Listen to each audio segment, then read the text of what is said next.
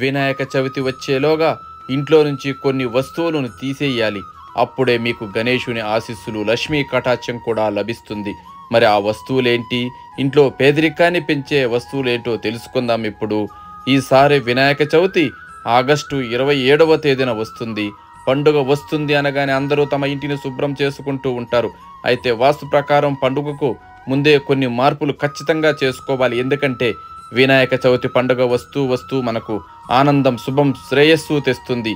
ఈ పండుగను జరుపుకోవడం వల్ల ఇంట్లోకి లక్ష్మీదేవి అడుగు పెడుతుందని నమ్ముతుంటారు.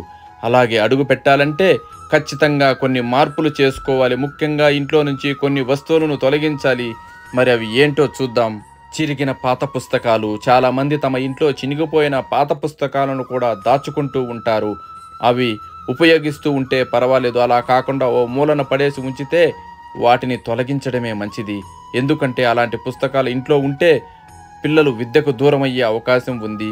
అంతేకాదు తెలివితేటలు కూడా పెరగకపోవచ్చు. కాబట్టి వీటిని ఖచ్చితంగా తొలగించండి. చిరిగిన నోట్లు. చాలామందికి డబ్బులు దాచుకునే అలవాటు ఉంటుంది. ఈ క్రమంలో చినిగిపోయిన వాటిని కూడా దాచిపెట్టేస్తూ ఉంటారు.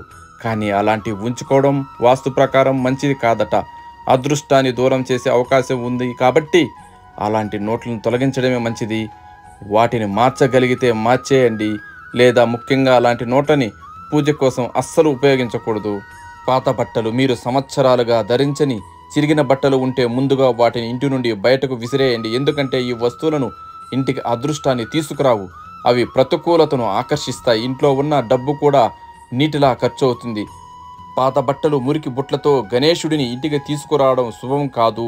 దీనివల్ల మీరు వినాయకుని కోపానికి గురి అవుతారు. కాబట్టి మీ ఇంట్లో అలాంటి వస్తువులు ఉంటే వాటిని బయట పారవేయండి.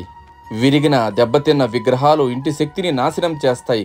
గణేష్ చతుర్దశి శుభ సందర్భంగా అటువంటి విగ్రహాలు గౌరవంగా తొలగించండి.